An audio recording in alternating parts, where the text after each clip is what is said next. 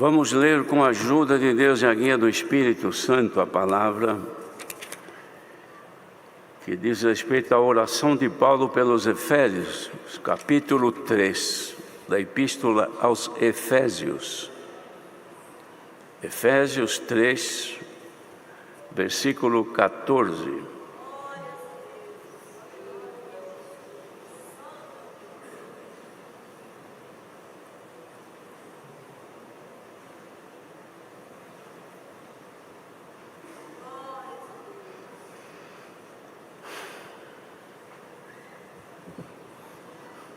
Vamos ler então,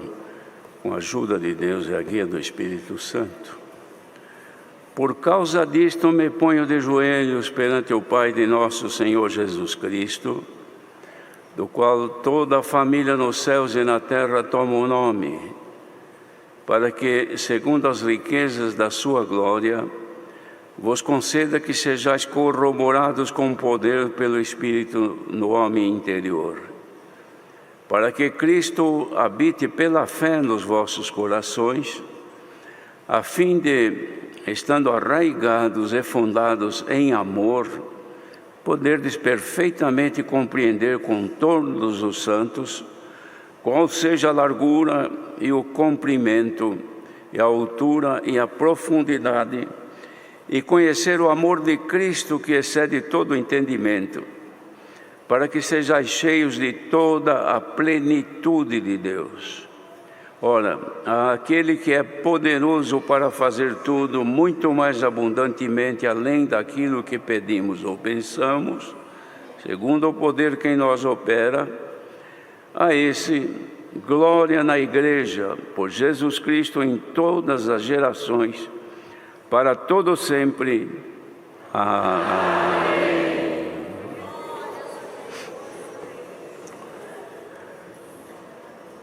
Nestes versos que ouvimos a leitura, os irmãos devem ter percebido qual foi a causa pela qual Paulo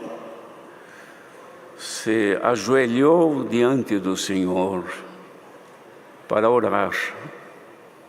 em favor da igreja. Porque toda petição, toda oração, ela tem uma causa, tem um motivo. A pessoa, quando vai orar, é claro que muitas vezes, considerando a bondade de Deus e a nossa fragilidade, nós não temos nem coragem de pedir muito, mais de ser gratos, de agradecer ao Senhor, do que estar pedindo tanta coisa. Mas aqui a finalidade, a causa que ele faz o pedido, era justamente para que naquilo que ele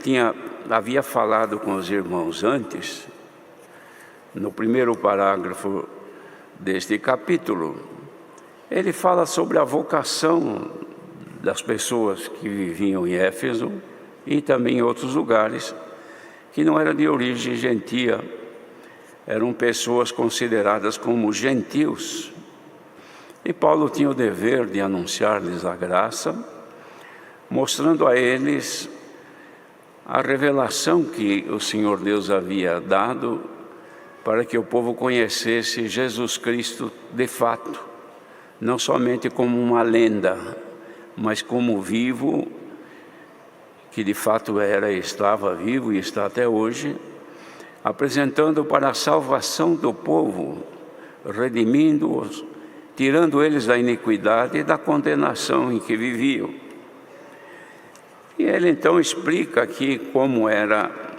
a graça manifesta primeiro aos judeus e também agora estendida aos demais povos, que nos outros séculos não havia sido isso manifestado a nenhum dos homens.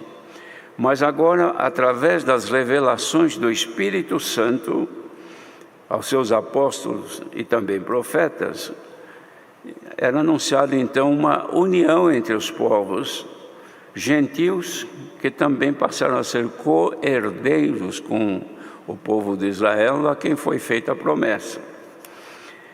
E Paulo se sentia então no dever de anunciar a eles a salvação pela graça do Senhor Jesus. E ele dizia que, através do Evangelho, ele queria mostrar as riquezas incompreensíveis que estavam em Cristo e demonstrar para todos eles qual era a dispensação deste mistério, ou seja, o que estava oculto pelos homens que falavam de Deus, da lei, dos profetas e o próprio Moisés, que preconizavam a vinda do Senhor Jesus, mas não tinham noção de como seria a manifestação dele, que agora Paulo apresentava não a vinda, mas a passagem do Senhor Jesus com ele e depois a volta, que ainda vai se cumprir. Mostrando então essa dispensação misteriosa que Deus fez, que estava oculta com eles.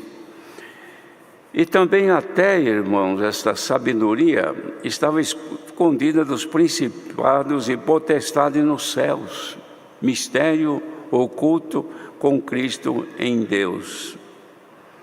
Mas agora havia sido revelado então, através do Espírito Santo, que trouxe esse mistério oculto com Cristo em Deus para o povo através dos apóstolos,